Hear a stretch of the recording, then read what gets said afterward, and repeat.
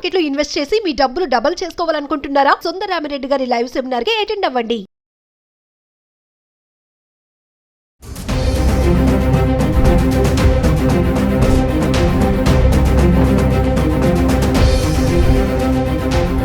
నమస్తే, welcome back to Suman TV. Present మనతో పాటు ఉన్నారు consumers affairs committee chairman Mandari Krishna Reddy గారు.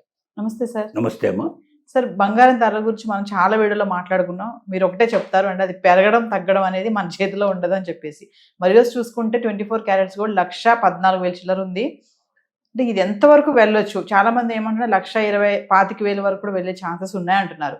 దసరా స్టార్ట్ అయింది, దివాళీ వస్తుంది, మరి పండుగల సీజను, మరి ఏమైనా తగ్గే ఛాన్సెస్ ఉన్నాయంటారా? ఇలానే పైకి వెళ్తుంది అంటారా? అంటే ఇప్పుడున్న మార్కెట్లో తగ్గే అవకాశాలు మాత్రం చాలా తక్కువ కనబడుతుంది. పెరిగే అవకాశాలు ఉన్నాయి. తిరిగి వెనక్కి రావడానికి కొంచెం టైం పడుతుంది. అదే ప్రపంచ మార్కెట్లో ఆధారపడి ఉన్న విషయం ఇది. మనం ఏదో ఒక భారతదేశం మీద ఆధారపడేది కాకుండా ప్రపంచ మార్కెట్ మీద ఆధారపడింది. ఒకటేమైందంటే ఇప్పుడు డాలరు స్థిరంగా లేదు, బలంగా లేదు. డాలర్ ఎప్పుడైతే బలంగా లేదో అప్పుడు ఆటోమేటిక్గా బంగారం మీద ఎక్కువగా పెట్టుబడి పెట్టే ప్రయత్నం చేస్తారు. అలాగే స్టాక్ మార్కెట్లు ఫ్లక్చువేషన్లో ఉన్నాయి. ఒకరోజు 500 పాయింట్లు తగ్గుతాయి, ఒకరోజు 1000 పాయింట్లు పెరుగుతాయి, ఒకరోజు 1400 పాయింట్లు తగ్గుతాయి. ఇలాగా స్థిరమైనటువంటి పద్ధతిలో లేదు, స్టాండర్డ్గా లేవు. ఎప్పుడైతే స్టాక్ మార్కెట్లు స్టాండర్డ్గా ఉండవో అప్పుడు పడిన బంగారం మీద పెట్టుబడి పెట్టే ప్రయత్నం చేస్తారు.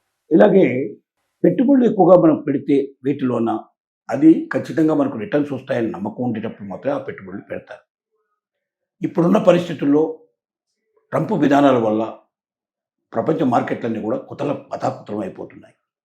ఈ అతలాకుతలమైన పరిస్థితుల్లో ఇంకా దేనిలో అయినా డబ్బులు పెడితే అది మనకు చాలా దెబ్బతగులుతున్న పరిస్థితిలో వస్తుందా రాదా, మన డబ్బే మనకు రాకపోతున్నా అనే భయంతో బంగారం మీద పెట్టుకుంటే మాత్రం అది ఎటుపోదు.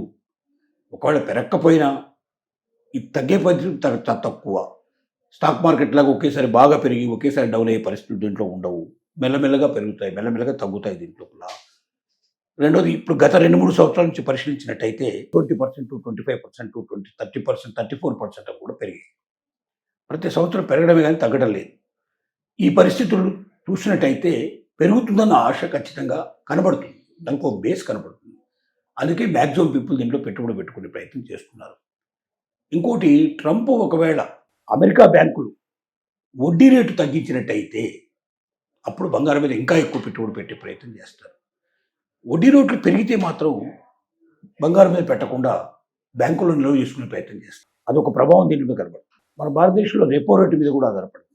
ఇవి రకరకాల ప్రయత్నాలు జరుగుతూ ఉన్నాయి.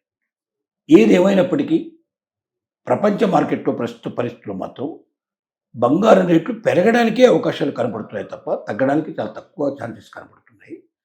ఈ పెరుగుదల మనం అనుకున్నట్టుగా 125, 130 దాకా మాత్రం యథేచ్ఛగా వెళ్ళగలిగే పరిస్థితులు కనబడుతున్నాయి. అక్కడ మాత్రం కొంతకాలం ఆగుతుంది. తగ్గడం పెరగడం అట్లా జరుగుతూ ఉంటుంది.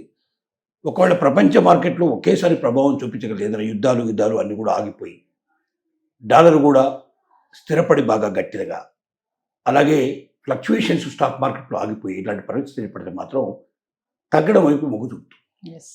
ఎందుకంటే వేరే వాటి లోపల ఇన్వెస్ట్ చేసుకుంటే బంగారాన్ని కన్నా ఎక్కువగా వాళ్ళ ఆదాయం వస్తుంది అనే నమ్మకం ఏర్పడినప్పుడు అటువైపు పరిగెడతారు జనాలంతా. వేరే దాంట్లో కన్నా నాకు బంగారమే సేఫ్, మిగతాది సేఫ్గా లేవు, అవి ఎప్పుడు డమాలం అంటాయో తెలియదు, ఎప్పుడు ఎగిరిపోతాయో తెలియదు అనే భయం ఎప్పుడైతే ఉంటుందో అప్పుడు ఆటోమేటిక్గా జనం బంగారం వైపు పోవడానికి పాజిబిలిటీస్ ఉంటాయి. కానీ వేరే స్థిరంగా ఏర్పడితే మాత్రం అటువైపు వెళ్తారు జనాలంతా. ఇవి యుద్ధాలు ఆగిపోయే పరిస్థితులు కానీ, స్టాక్ మార్కెట్లు పూర్తిగా ఫ్లక్చువేషన్స్ ఆగిపోవడం కానీ, అలాగే బ్యాంకు రేట్లు దాన్ని బట్టి కానీ, ఇట్లా వేరియస్ రీజన్స్ మీద మనకి వాళ్ళ బంగారం ఆధారపడి ఉంది. ఇప్పుడున్న అన్ని పరిస్థితులు మనం గమనించినట్టయితే ప్రస్తుత పరిస్థితులు కొంచెం అతలాకుతలంగా ఉండి ప్రపంచం అంతా కూడా కొంచెం అల్లకల్లోల స్టేజ్లో ఉంటే ఆర్థిక విధానాలు కొద్దిగా మార్పులు వచ్చి ట్రంప్ తీసుకుంటున్న నిర్ణయాలు ఒక రోజుకు భయపెడుతున్నాయి. రాత్రి ఏం జరుగుతుందో తెల్లారేసరికి ఎలాంటి కొత్త నిర్ణయాలతో వస్తాడో తెలియకుండా ఉండడం వల్ల బంగారం అయితేనే సేఫ్ మిగతా వాటికన్నా అనే పరిస్థితికి వాళ్ళ జనం వచ్చారు. కాబట్టి మెల్లమెల్లగా బంగారం కొనేవాళ్ళ పరిస్థితి పెరుగుతుంది, డిమాండ్ ఎక్కువ అవుతుంది, దానివల్ల రేటు కూడా పెరుగుతుంది. ఈ పరిస్థితుల్లో ఒక రివర్స్ పరిస్థితి ఏర్పడితే మాత్రం రేట్లు తగ్గడానికి పాజిబిలిటీస్ ఏర్పడతాయి. కానీ ఇప్పట్లో ఇమీడియట్గా కనబడుతుంది, కొంతకాలం మాత్రం పెరగడమే కనబడుతుంది. కాబట్టి కొనుక్కోవాలనుకున్న వాళ్ళు నిశ్చింతగా బంగారాన్ని కొనుక్కోవచ్చు, దాన్ని దాచుకోవచ్చు. ప్యూర్ బంగారం మాత్రమే కొనుక్కోవాలి మనం చెప్పినట్టుగా ఎప్పుడు కూడా. Yes. ఆభరణాల మీద కొంటే దానివల్ల ఎప్పుడైతే రేటు తగ్గుతుంది బాగా. అంటే అది 24 క్యారెట్స్ బంగారం ప్యూర్గా తీసుకోవడానికి లెక్క పడదు. దాంట్లో ఇవన్నీ తీసేసిన తర్వాత ఒకటి లెక్కలు కడతారు కాబట్టి ఆ తీసివేతలో కొంత తేడాలు వచ్చే అవకాశాలు ఉంటాయి. Yes. బంగారం రేట్లు కూడా మనకు అంటే మనం అనుకున్నంత రేటు దాంట్లో రావడానికి అవకాశాలు ఉండవు. ప్యూర్గా ఉండేటువంటిది మనం దాన్ని కడ్డీ రూపంలో కానీ, బార్ రూపంలో కానీ, లేకపోతే దాన్ని నాణ్యాల రూపంలో కానీ, బిస్కెట్ రూపంలో కానీ ఇట్లా ఉండేట్టు కొనుక్కుంటే అది మనకు 100% ఎంతైతే మనం పెట్టుబడి పెడతామో అంత పెట్టుబడి మనకు వస్తుంది. దాంట్లో ₹1 కూడా నష్టపోయే పరిస్థితి మనకు ఉండదు. ఉండదు. ఈ లేని పరిస్థితులు ఏమవుతుందంటే ఇవన్నీ తీసేసినప్పుడు చూస్తే చాలా తగ్గిపోయే ప్రమాదాలు ఉన్నాయి. ఎస్. ఇది ఇవన్నీ ముఖ్యంగా ఉన్నాయి. ముఖ్యంగా వెండి కూడా మనం దాన్ని కూడా తక్కువ అంచనా వేయడానికి వీల్లేదు. 1,48,000 అయిపోయింది సార్. వెండి కూడా బాగా పెరిగే అవకాశాలు కనబడుతున్నాయి. వెండిని రోజు రోజుకి కొత్త పరిశ్రమల్లో ఉపయోగించడానికి ప్రయత్నం చేస్తూ ఉన్నారు. సోలార్ సిస్టంలో వెండి చాలా అద్భుతమైన ప్రయోగాలు జరుగుతూ ఉన్నాయి. ప్రతి సోలార్ ప్యానెల్లో కూడా ఖచ్చితంగా ఇస్తున్నారు. ఇంకా అలాగే మరి వాహనాల లోపల కూడా వెండిని ఉపయోగిస్తున్నారు కాబట్టి ఈ పెరుగుదల వెండికి ఇంకెక్కువ అవకాశం ఉంది. బంగారంతో పోలిస్తే వెండి ఎక్కువ పెరుగుతుంది. భవిష్యత్తు లోపల వెండికి ఎక్కువ డిమాండ్ పెరిగే అవకాశం ఉంది. కాబట్టి పూర్తిగా బంగారం మీదే కాకుండా వెండి మీద కూడా పెట్టండి. వెండి మీద మాత్రం స్వచ్ఛమైన వెండి మీదే పెట్టండి. ఆవరణ మరి ఏమైనా పాత్రల రూపంలో కానీ ఇంకో రకంగా రూపంలో కానీ తీసుకుంటే దానివల్ల మీకు పెద్దగా ఉపయోగం ఉండదు.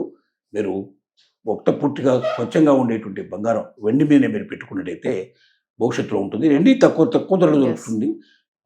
చిన్న మొత్తంలో పెట్టుబడి పెట్టుకునే వాళ్ళు కూడా వెండి మీద పెట్టుబడి పెట్టుకోవడానికి అవకాశం ఉంటుంది. కాబట్టి బంగారం కన్నా వెండి ఎక్కువ ఆలోచించవచ్చు. డబ్బులు పెరగాలనుకునే వాళ్ళు, భవిష్యత్తులో దీని మీద మనం డబ్బు సంపాదించాలనుకునే వాళ్ళు ఉన్నారు. బంగారం కన్నా ఎక్కువ వెండి మీద ఎక్కువ పెట్టుకుంటే అది మాత్రం ఖచ్చితంగా బంగారం కూడా తగ్గినా వెండి మాత్రం పెద్ద తగ్గకపోవచ్చు. వెండి పెరిగేదే కానీ తగ్గదు. వెండికి అట్లాంటి పరిస్థితులు కనబడుతున్నాయి. మొత్తం ప్రపంచ మార్కెట్లో వెండి రోజు రోజుకి విస్తరించిపోతుంది. వెండి యొక్క అవసరాలు బాగా పెరిగిపోతున్నాయి. అంటే బంగారాన్ని ఎప్పుడు కూడా మనం వాహనాల్లో ఉపయోగించే అవకాశాలు మనకు ఉండవు. ఇట్లాంటి పరిస్థితులు ఉండవు. సోలార్ ప్యానెల్స్ ఉపయోగించే అవకాశాలు మనకు ఉండవు. ఏదన్నా వాడేటువంటి మనం తయారు చేసే మందుల్లో ఎక్కడైనా చాలా స్వల్పంగా బంగారాన్ని ఉపయోగించే అవకాశం ఉంటుంది తప్ప వేరే వాటిల్లో ఉండదు. కానీ వెండిని అలా కాకుండా మరి రోజు తయారయ్యే లక్షలాది వాహనాల లోపల వెండిని ఉపయోగించే పరిస్థితి సోలార్ సంబంధించిన దాంట్లో బ్యాటరీస్లో వాటిల్లో ఉపయోగించడం కానీ ఇలాంటి వాటిల్లో చాలా వస్తున్నాయి. కాబట్టి భవిష్యత్తులో వెండికి గిరాకీ విపరీతంగా పెరుగుతుంది. ఇవాళ కొనుక్కున్న వాళ్ళు ఒక 10 ఏళ్ల తర్వాతనో 25 ఏళ్ల తర్వాతనో అమ్ముకోవాలనుకుంటే చాలా రెట్లు వాళ్ళకు లాభం వచ్చే అవకాశం ఉంది. ప్రస్తుత పరిస్థితి చూస్తే దేని మీద పెట్టిన పెట్టుబడి కన్నా వెండి మీద పెట్టే పెట్టుబడి ఎక్కువ లాభాలు సంపాదించే పరిస్థితి కనబడుతున్నాయి. తక్కువ డబ్బుతో కొనుక్కోవచ్చు, ఎక్కువ ఆదాయాన్ని సంపాదించవచ్చు. కాబట్టి మధ్యతరగతి వాళ్ళు కూడా వెండి మీద పెట్టుబడి పెట్టేందుకు ప్రయత్నం చేయడంలో తప్పు లేదని మనకున్న నిపుణుల యొక్క అంచనా. Thank you sir.